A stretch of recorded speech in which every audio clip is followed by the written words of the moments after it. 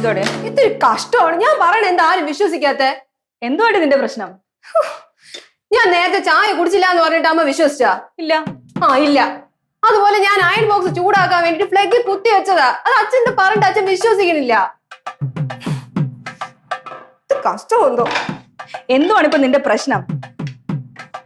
ഞാൻ പറയാം ഒരു കാര്യം, നിന്റെ ശ്രദ്ധ മൊത്തം ഫോണിലാണ്. 24 മണിക്കൂർ ഫോണിൽ കൊത്തിക്കൊണ്ടിരുന്ന ശ്രദ്ധ എങ്ങനെ വരും? ഓഹോ, ഇപ്പൊ അങ്ങനെ ആയല്ലേ? എന്നാ ശരി, ഈ കൂന്ത്രാണ് ഞാൻ തൊടുന്നില്ല, പോരെ? എടി, ഫോൺ ആവശ്യത്തിൽ ഉപയോഗിക്കുന്നതിലേ ഒരു പ്രശ്നമില്ല. പക്ഷെ 24 മണിക്കൂറും അത് കുത്തിക്കൊണ്ടിരുന്ന ഞാൻ അഡിക്ഷൻ എന്നാണ് പറയണത്. ഓഹോ, അപ്പൊ എനിക്ക് അഡിക്ഷൻ എന്നാണ് അല്ലേ നിങ്ങൾ എല്ലാരും പറഞ്ഞു വരുന്നത്? സംശയം തോന്നുന്നു. മണി, മണി, എന്റെ പേഴ്സ് എവിടെ? അത് അവിടെ എവിടെയെങ്കിലും കാണും. ഇവിടെ എങ്ങും കാണില്ല. നീ വന്നേ. ഞാൻ പോയി എടുത്തു കൊടുത്താലേ അത് കിട്ടുള്ളൂ. ഡേ, ഈ കൂട്ടാനൊന്നും നോക്കി കൊള്ളാൻ അടുക്കി പിടിക്കാതെ ആ പാത്രം കൂടെ കഴുകിക്കോ പ്ലീസ്. ചെല്ല് ചെല്ല്, നോക്കണേ.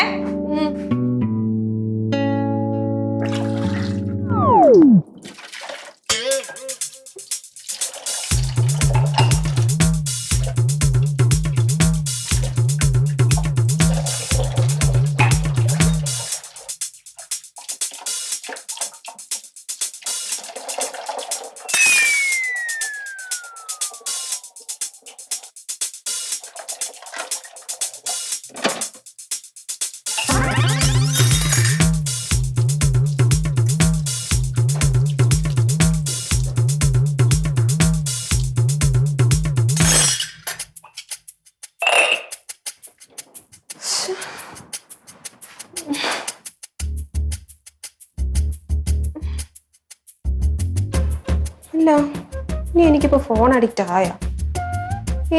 അങ്ങനെ വരാൻ വഴിയില്ലല്ലോ. എന്നാലും ചായ, അയൺ ബോക്സ്, എന്തൊക്കെയാണ് നടക്കുന്നത്? മനസ്സിലാവില്ല.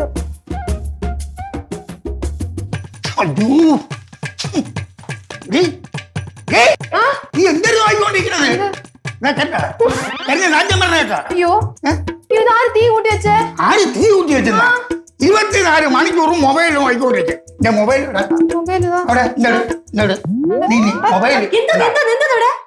കഴിഞ്ഞ നാട്ടം വരുന്നില്ലേ?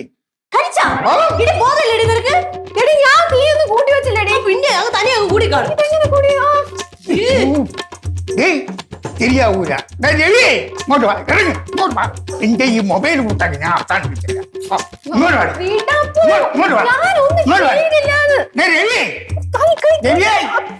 മൊബൈലും കൊടുത്തു വിട്ടേ. ഇങ്ങോട്ട് ഇറങ്ങി വാടാ, ഇങ്ങോട്ട് ഇറങ്ങി വാ. ഇങ്ങോട്ട് വാ. അടുക്കള ചെയ്ത് നോക്ക്. കരിച്ചു വെച്ചേക്കണം. ഏത് നേരത്താണോ ഇവളെ ഏൽപ്പിച്ചിട്ട് പോകാൻ തോന്നിയത്? നോക്ക് മനുഷ്യ. അയ്യോ അമ്മ, ഞാനൊന്നും ചെയ്തില്ല. തീ എങ്ങനെ കൂടിയെന്ന് പോലെ എനിക്ക് അറിയില്ല. നീ തീ കുറച്ചെന്നൊക്കെ നിന്റെ ഉപബോധ മനസ്സിലുണ്ടാവുന്ന ചിന്തയാണ്. ഈ ഫോൺ അഡിക്ഷൻ വരുമ്പോൾ ഇങ്ങനെയാണ്, മൊത്തം ഒരു റിലേഷൻ ആയിരിക്കും. കണ്ടത് കണ്ടില്ല എന്നും കേട്ടത് കേട്ടില്ല എന്നും ചെയ്തത് ചെയ്തില്ല എന്നൊക്കെ തോന്നിറങ്ങി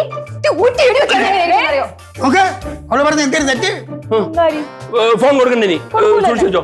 അച്ഛൻ, ഞാൻ ഒന്നും ചെയ്തില്ല അച്ഛാ. എനിക്കറിയില്ല ഇത് എന്താണ് സംഭവിക്കുന്നത്. ഇതെങ്ങനെ പറ്റിയത്? എനിക്കറിഞ്ഞൂടാ രാവിലെ തൊട്ട് എന്ത് സംഭവിക്കും. ഫോൺ നോക്കാതെ ഇത് കറി കരിയോ? റിങ്കി, ഫോൺ ലിമിറ്റിൽ യൂസ് ചെയ്യണം, ഇല്ലെങ്കിൽ ഇങ്ങനെയൊക്കെ. ആ ഫോൺ ഇങ്ങ് താമ. ഫോൺ തരും നീ സ്വപ്നത്തിൽ കണ്ട. ഞാൻ തരും. എപ്പോഴാന്നറിയോ?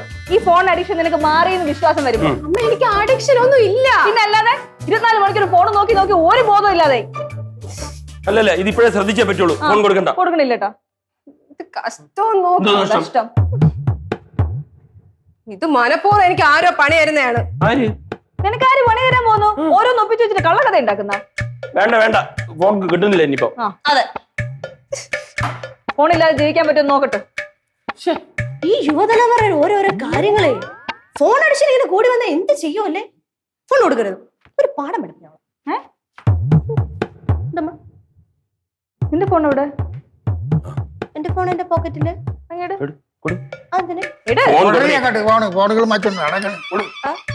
അയ്യോ, അത് ഞാൻ ഒന്നും ചെയ്യില്ലല്ലേ അമ്മ. ആരും ചെയ്യണ്ട. അതെ അതെ, ഫോൺ കൊടുക്കണ്ട. അതെന്താ വെച്ചാലേ, ഈ ഫോൺ അഡിക്റ്റ് ആയ യുവതലമുറ ഉണ്ടല്ലോ, അവരെ രക്ഷിക്കാൻ പറ്റും. ഞങ്ങളൊന്ന് നോക്കട്ടെ. എന്തോന്നു ഭദ്രമായിട്ട് ഞാൻ അലമാരയിൽ സൂക്ഷിച്ചിട്ടേ കേട്ടോ. അതെ, 15 മിനിറ്റ് സമയം തരും. ഉച്ചത്തേക്കുള്ള കറി കരിച്ചില്ലേ? 2 എണ്ണം കൂടെ ചേർന്ന് നല്ലൊരു കറി ഉണ്ടാക്കിയിട്ട് വിളിക്കണം. 15 മിനിറ്റില് യൂട്യൂബ്. അതെ, ഉണ്ടാക്കാൻ നോക്ക്. ചെല്ല് ചെല്ല്. നീ പറഞ്ഞു കേട്ടാ പോയി കറി ഉണ്ടാക്കി പോയി പോയിടി. നിനക്കിപ്പോ സമാധാനം ആയല്ലോ അല്ലേ? ഏറെക്കുറെ. ആഴ്ച കറി ഉണ്ടാക്കണ്ട. ഓടി പാടി